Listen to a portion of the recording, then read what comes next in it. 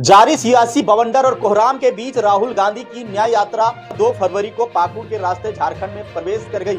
झारखंड की सीमा पर उमड़े इस जनसैलाब को बधाई देते हुए राहुल गांधी ने कहा कि बधाई हो, आपकी जमीन पर लोकतंत्र बच गया, आपकी मेहनत ने रंग लाया, प्रतिरोध की आवाज मुखर हुई और आखिरकार इस लोकतंत्र को जमींदोज करने का मंसूबों पर पानी फिर गया। हालांकि इस जंग में हेमंत सोरेन को अपनी कुर्बानी देनी पड़ी, लेकिन उन्होंने तानाशाही के आगे सिर झुकाने के बजाय जेल जाना स्वीकार किया। यहां याद रहे कि राहुल गांधी की यह यात्रा अगले करीबन 8 दिनों तक झारखंड में मौजूद रहेगी और इस बीच 13 जिलों में करीबन 800 किलोमीटर तक यह काफिला गुजरेगा। इस बीच राहुल गांधी यहां की सड़कों पर उमड़ते जनसैलाब में जन भावनाओं की नब्ज को टटोलने की कोशिश करेंगे। इस बात का आकलन भी करेंगे कि महागठबंधन और इंडिया अलायंस के लिए झारखंड की यह पथरीली जमीन कितनी मुफीद साबित होगी और 2024 के महासंग्राम में झारखंड की मुख्य चुनौतियां क्या होगी और उसके समाधान क्या होंगे। बड़ा सवाल यह है कि आने वाली चुनौतियां पहाड़ सी है, लेकिन इन चुनौतियों का मुकाबले करने के लिए आज महागठबंधन का सबसे मजबूत चेहरा हेमंत सोरेन नहीं है। अभी हेमंत सोरेन को एक लंबी कानूनी लड़ाई का सामना करना पड़ सकता है और यदि इसी कानूनी लड़ाई के बीच 2024 की लड़ाई भी पार हो जाए तो आश्चर्य नहीं होगा। हालांकि उन्हें फंदे से बाहर निकालने के प्रयास तेज हो चुके हैं, लेकिन यह इतना आसान नहीं है। रिहाई के सामने कई कानूनी चुनौतियां हैं और खड़ी की जाएगी भी। तो इस हालात में हेमंत सोरेन की इस कमी को कैसे दूर किया जाए और किया भी जा सकता है या नहीं, एक बड़ा सवाल है और शायद यही चिंता राहुल गांधी को खाए जा रही होगी। लेकिन यहाँ सवाल यह दर्द महसूस करने का नहीं, बल्कि उसका समाधान ढूंढने की है। यही झारखंड की जमीन पर राहुल गांधी की मुख्य चुनौतियां हैं, क्योंकि यदि इसी प्रकार एक एक कर वह इंडिया गठबंधन के सारे चिप सलाहकारों को खोते जाएंगे तो आखिर जंग में मुकाबला कौन करेगा। यही तो वह मुख्य डर है कि कई लोगों की निष्ठा बदलती नजर आ रही है। आज हर किसी को पता है कि दिल्ली की सल्तनत के विरोध का अंतिम अंजाम होकर क्या होता है। क्या नीतीश कुमार की 5वीं पलटी के पीछे सिर्फ संयोजक पद की लालसा थी या फिर उस अंजाम का भी डर था जिस अंजाम तक आज हेमंत सोरेन पहुंचाए जा चुके हैं। देखना होगा इन 8 दिनों में करीबन 800 किलोमीटर की दूरी माप कर राहुल गांधी इसका क्या समाधान निकालते हैं। बहुत संभव है कि इस बीच उनकी मुलाकात कल्पना सोरेन से भी होगी और झामुमो के दूसरे नेताओं से भी सबका फीडबैक उनके सामने होगा। हालांकि जिस उत्साहजनक तरीके से झारखंड की जमीन पर राहुल गांधी का स्वागत हुआ है, वह कांग्रेस सहित पूरे इंडिया गठबंधन के लिए एक शुभ संकेत जरूरी हो सकता है, लेकिन इस उत्साह को मतदान केंद्रों तक पहुंचाना इतना आसान नहीं है। अब देखना होगा कि राहुल गांधी अपनी यात्रा से झारखंड को कैसा सियासी तूफान खड़ा कर पाते हैं, लेकिन इतना साफ है वह इसकी कोशिश जरूर करेंगे। यहाँ यह भी याद रखने की जरूरत है कि इस न्याय यात्रा में झारखंड पहला ऐसा राज्य है जहां की सत्ताधारी पार्टी भी उसका हिस्सा बने हैं। उसके तमाम नेताओं की भी इस यात्रा में मौजूदगी हो रही है। खुद नवनिर्वाचित सीएम चंपई सोरेन ने भी राहुल गांधी की यात्रा में शामिल होकर ऐलान कर दिया है, हम सभी एक साथ हैं। शपथ ग्रहण की प्रक्रिया पूरी करते ही चंपई सोरेन पूरे फॉर्म में दिख रहे थे। अपनी सरकार को आदिवासी मूलवासियों के नाम पर समर्पित करते हुए उन्होंने कहा कि जिन सपनों के साथ पूर्व सीएम हेमंत सोरेन झारखंड को आगे बढ़ा रहे थे, उनकी रफ्तार में कोई कमी या भटकाव स्वीकार नहीं होगा। यह सरकार हेमंत सोरेन के गुरु मंत्र पर आगे चलते हुए झारखंडियों के हर सपने को साकार करेगी। किसी भी कीमत पर झारखंड की अस्मिता के साथ समझौता नहीं होगा। गरीब, गुरबा, आदिवासी, दलित के साथ ही हर सामाजिक समूह को उसका अधिकार और न्याय मिले, यह सुनिश्चित करना इस सरकार की पहली प्राथमिकता होगी। ध्यान रहे, काफी सियासी मशक्कत और युहापोह के बीच चंपई सोरेन के नेतृत्व में झारखंड को आखिरकार एक सरकार मिल गई। राजभवन में एक बेहद सादे समारोह में राज्यपाल सीपी राधाकृष्णन ने चंपई सोरेन के साथ ही कांग्रेस कोटे से पूर्व संसदीय कार्य मंत्री आलमगीर आलम और राजद कोटे से पूर्व श्रम और रोजगार मंत्री सत्यानंद भोक्ता को शपथ ग्रहण की औपचारिकता को भी पूरा करवा दिया और ठीक शाम को चंपई सोरेन कैबिनेट की पहली बैठक भी आयोजित कर ली। इस कैबिनेट की बैठक में 5 फरवरी को विधानसभा का विशेष सत्र बुलाने का निर्णय लिया गया है और इसी विशेष सत्र में सरकार अपनी बहुमत को साबित करेगी। यहां एक बात और ध्यान रहे कि इधर चंपई सोरेन का शपथ ग्रहण की प्रक्रिया पूरी हो रही थी, उधर महागठबंधन के 39 विधायक विशेष विमान से हैदराबाद की ओर रवाना हो रहे थे, जबकि चंपई सोरेन सहित दूसरे मंत्री राजधानी रांची में मौजूद रहकर बहुमत साबित करने की रणनीति को अंजाम देंगे। दरअसल खबर यह है कि महागठबंधन के नेताओं को लगता है कि प्रचंड बहुमत के दबाव में शपथ ग्रहण की औपचारिकता भले ही पूरी करवा दी गई हो, लेकिन खेल अभी खत्म नहीं हुआ। अभी भी उनके विधायकों को तोड़ने की साजिश की जा सकती है। चंद विधायकों को प्रलोभन का शिकार बनाया जा सकता है और यही कारण है कि राजभवन की ओर बहुमत साबित करने के लिए 10 दिनों का समय देने के बजाय चंपई सोरेन महज 3 दिनों में ही अपना बहुमत साबित करना चाहते हैं। इस बीच एक बड़ी खबर यह रही कि सीएम चंपई सोरेन ने विधायकों को एकजुट करने की जिम्मेवारी बसंत सोरेन के कंधों पर डाली और यही कारण है कि राजधानी रांची में जारी सियासी महागहमी और तरह तरह के कयासबाजियों के बीच बसंत सोरेन को विधायकों के साथ हैदराबाद भेजा गया।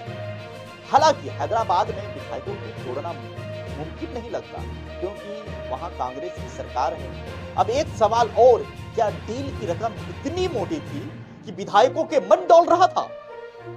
और जब रकम इतनी मोटी थी तो जनता के विकास में क्यों नहीं लगाई जाती? दूसरी बात, कर्नाटक के डी कुमार की पहुंच और उनकी सियासी ताकत का जलवा हैदराबाद तक देखा जाता है, लेकिन डर इस बात की है कि कई विधायक पहले से ही ईडी के रडार पर है, तो क्या ईडी उन विधायकों तक किसी न किसी बहाने पहुंच सकती है। हालांकि इसकी कोई संभावना तो नजर नहीं आती, लेकिन बावजूद इसके महागठबंधन काफी सजग है। यहां यह भी ध्यान रहे कि जिस बसंत सोरेन को विधायकों को एकजुट रखने की जिम्मेदारी सौंपी गई है, कई मीडिया चैनलों में यह बात का एक दावा किया जा रहा है कि बसंत की नजर सीएम की कुर्सी पर। हालांकि बसंत सोरेन जिस मुस्तैदी के साथ इस संकट की घड़ी में पूर्व सीएम हेमंत सोरेन के साथ खड़े थे, उसके बाद यह सहज अटकलबाजियां की नजर आती है क्योंकि बसंत सोरेन उप मुख्यमंत्री बनने वाले हैं। शपथ ग्रहण के साथ ही सीएम चंपई सोरेन की पहली चुनौती दूर हो गई, लेकिन यह चुनौतियों का अंत नहीं होकर महज एक शुरुआत है। सबसे पहली चुनौती तो विधानसभा के फ्लोर टेस्ट पर बहुमत साबित करने की है। 45 विधायकों का साथ रहते यह चुनौती जितनी आसान दिखती है, दरअसल यह चुनौती उतनी आसान भी नहीं। और यदि चुनौती इतनी आसान होती तो अपने 39 विधायकों को हैदराबाद भेजने की नौबत नहीं आती। साफ है कि शपथ ग्रहण के बाद भी उनके अंदर एक खौफ पचड़ा हुआ, एक आशंका बनी हुई है। इस बात का डर सता भी रहा है कि कहीं झारखंड की जमीन पर पैर रखते ही इन विधायकों के पैर डगमगाने नहीं लगे, उनका मन नहीं डोलने लगे, क्योंकि हर किसी की चाहत इस नई सरकार में अपने चेहरे को देखने की है। दूसरी ओर सीएम हेमंत सोरेन के नेतृत्व में काम कर चुके पुराने चेहरे आज भी अपना रसूख बनाए रखने का जोर लगा रहे हैं। इसमें तो कई ऐसे भी चेहरे हैं जिन्हें बदली हुई राजनीतिक परिस्थितियां और उनकी प्रतिबद्धता पर लगातार उठते सवालों के बीच हाशिए पर डाले जाने की संभावना प्रबल होती दिख रही है। इस हालात में एक सवाल खड़ा होता है कि वैसे कौन कौन है चेहरे हैं जिनकी एंट्री की संभावना बनती दिख रही है। तो इसमें सबसे पहला नाम बसंत सोरेन और सीता सोरेन। अंदर खाने से जो खबर आ रही है उसके अनुसार सोरेन परिवार में इस बात की रणनीति बन रही है कि परिवार के किसी चेहरे को सरकार में शामिल करवाकर सरकार बैलेंस में रखा जाए, ताकि इस परिवार का अंकुश सरकार के एक बारगी गायब नहीं हो।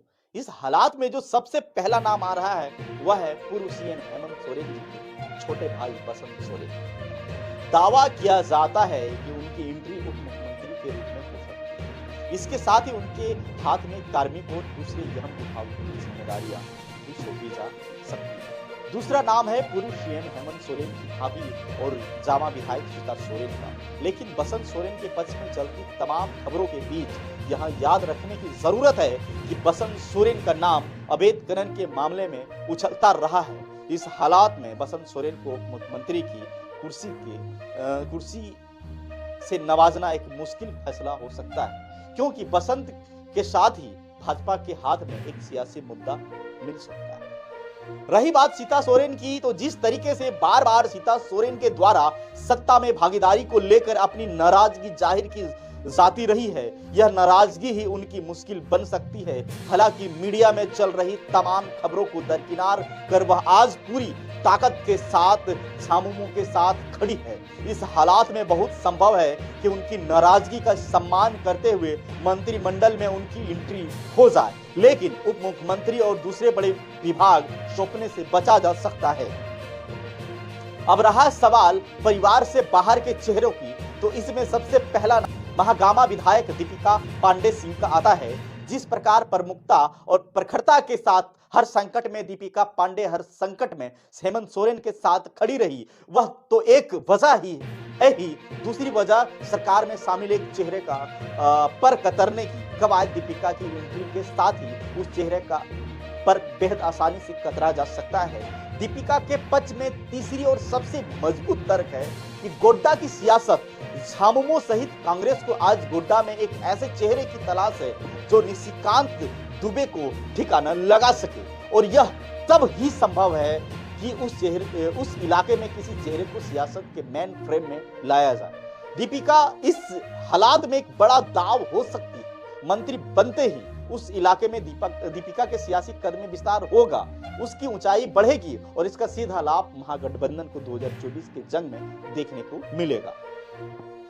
तीसरा नाम आता है मथुरा महतो का। इसमें कोई दो मत नहीं कि मथुरा महतो झामुमो में एक मजबूत कुर्मी चेहरा है और उनके ऊपर कोई बड़ा दाग भी नहीं है। उनकी सियासी छवि उनकी काफी साफ सुथरी है, जमीन से जुड़े नेता माने जाते हैं। इस हालात में जब 2024 का संग्राम सामने खड़ा है, झामुमो मथुरा महतो को मंत्री पद से नवाज कर उन्हें एक मजबूत संदेश दे सकता है। मथुरा महतो की दावेदारी इसलिए भी बेहद मजबूती है क्योंकि गिरिडीह, धनबाद, कोडरमा, हजारीबाग में जिस तेजी से जयराम महतो का प्रभाव बढ़ रहा है, खासकर कुर्मी मतदाताओं का रुझान जयराम की ओर मुड़कर नजर आ रहा है, मथुरा महतो इसकी काट हो सकते हैं।